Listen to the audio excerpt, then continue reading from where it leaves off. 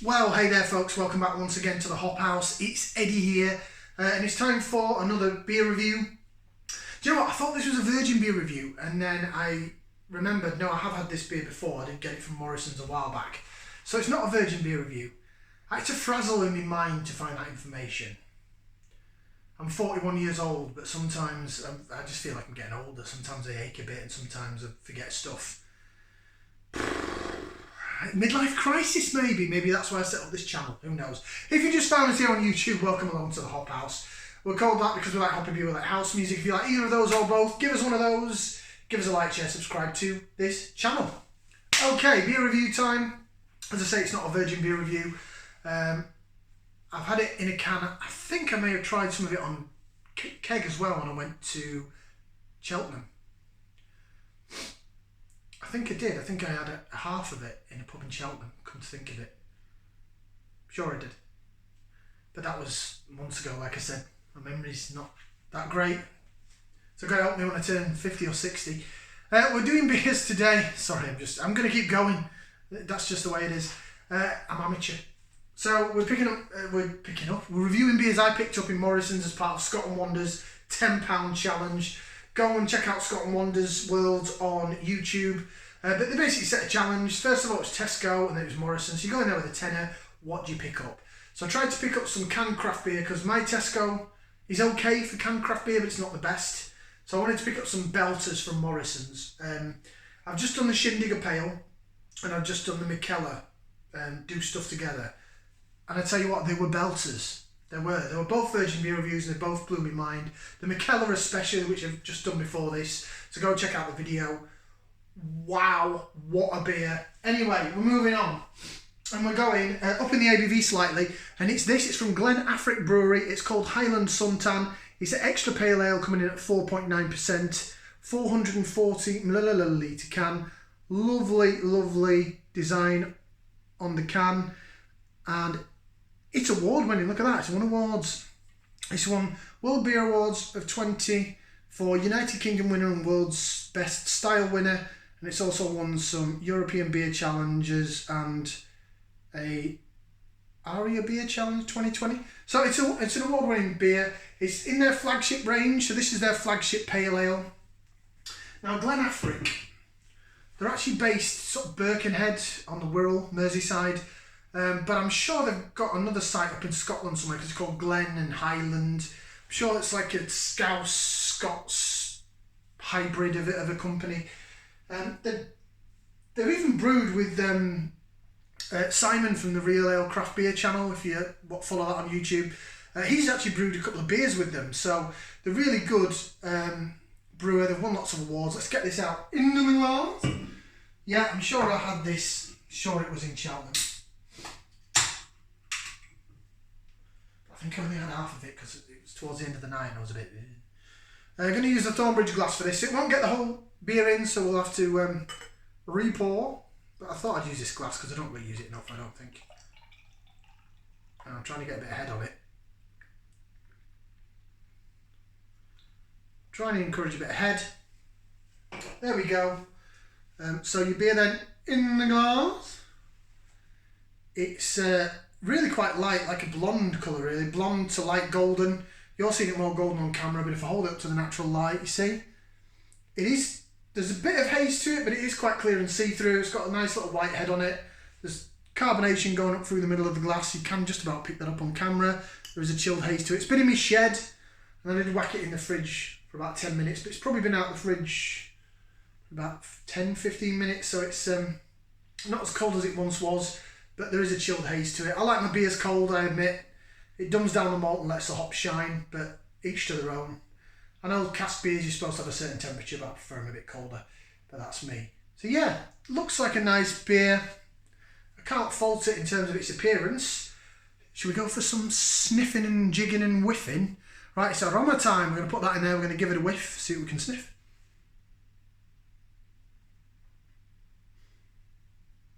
Getting a bit of malt, bit of earthy peatiness. Getting some hop character there. Getting a bit of dankness. Bit of citrus, lemon and limey sort of vibe. Maybe not quite grapefruit.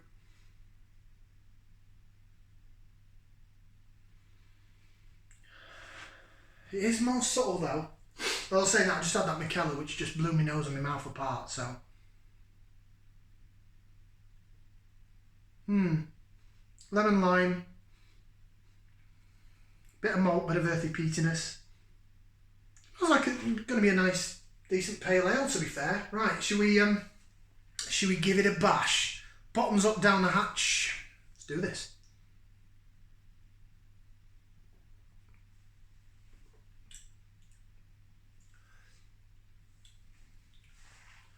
Ooh. Ooh. Nice.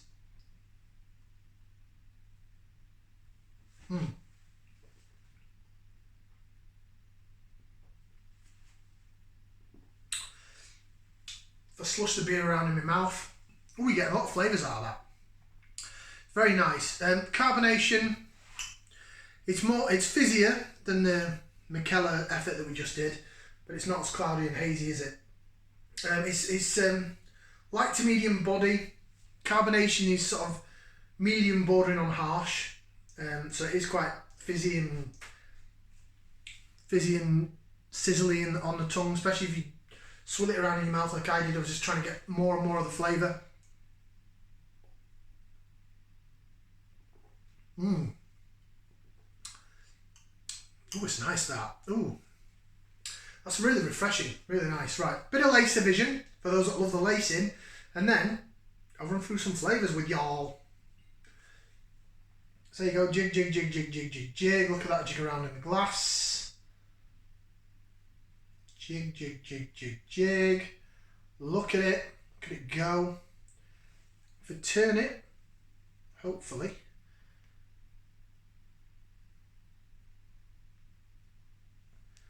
you'll pick up on the chasing the bottom of the head, the bubbles.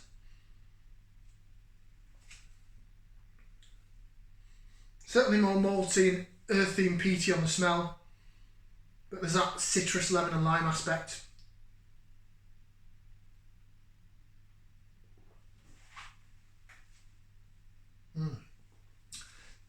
It's a nice mouthfeel, don't get me wrong. It's not New England style, so it's not as soft as the Michela that we've just done. Different type of beer.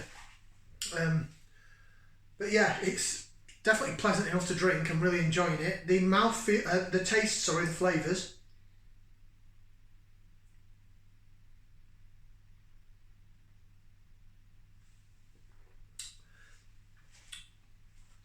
Yeah, sweetness down the middle of the tongue, sugary, sort of malt sweetness down the sides of the tongue to counteract that. You've got that bitterness, lemon, lime, maybe a touch of grapefruit, but more lemony, limey vibe to it. Not necessarily any more tropical. I'd say more lemon and lime, heavy. But it's really nice. And then in the aftertaste, you've got a little bit of sweetness and a little bit of tartness that makes you go, makes you want more. It's a very doable beer. It's cracking. This is the kind of beer that, especially bearing in mind, get out into my glass. Right, it's hazed up a bit more now. And that's not just chilled haze, it's definitely hazed up a bit more now. I can't see that there's any floaters in it, but it is more hazy now. Ooh, it's more dank now. More sort of resinous. Lemon and lime, definitely there, but there's like, yeah, resiny vibe to it.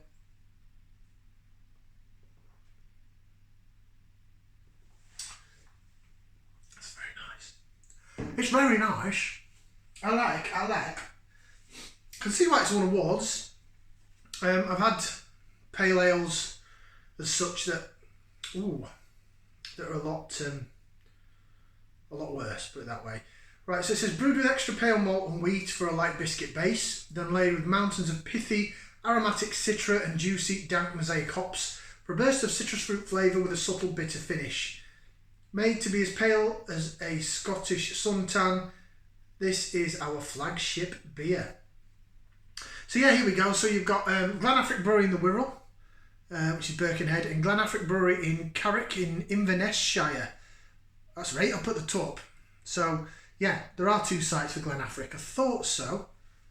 Glenn is a Scottish beer. I don't know what Affric has got to do with the Wirral. Someone knows, let me know. Excuse me, that was disgusting, but it felt good. They've been going since 2017. Yeah. I had this on keg and I liked it. I had it in can. I think we were going out somewhere and we were having a few beers in the house, and I picked this out of the fridge.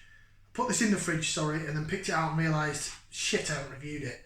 So when they did the £10 challenge, I thought, I know I can get this, and it's only £2.50. So it's cheaper than £3. It's not as good as the Mikel beer that I just had, but it's a totally different style. But for £2.50, that is up there. You know, the £2.50 range in Morrisons, you've got that. There's one other beer that I can't think of the life of me what it is for £2.50, but the other one is the Kirkstall Brewery New England Pale Providence. So for £2.50, these hold their own against the the 240 ones from Tesco, like your Vocation, Roll With It, and I think the Roll With It's a bit better than this, but that sort of range, the Northern Monk Faith. This and the Providence hold up, I think, against those beers. Oh, it's lovely, that is. Getting more and more dank now.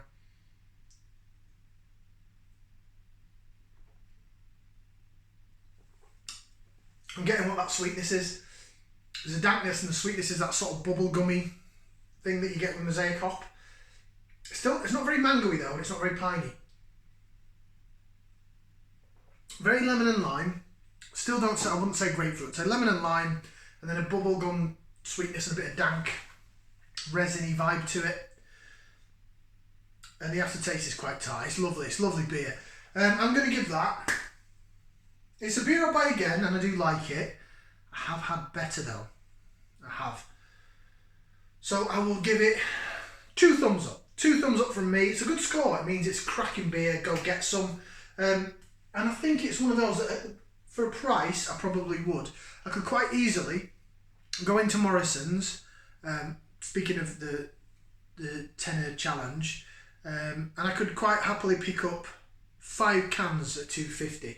So I'll pick up 2 cans of that, 2 cans of Providence, and then I'd get a free one. So I'd have another can of that or another can of Providence. Probably have to flip a coin to decide. Can't remember what the other one at £2.50 is. It's eluded me. Anyway, that's cracking. 2 thumbs up from me. Like, share, subscribe. We'll see you again for another beer review on the Hop House. And thanks again to Scott and Wanda for this challenge, because I enjoyed it. Ciao for now, people.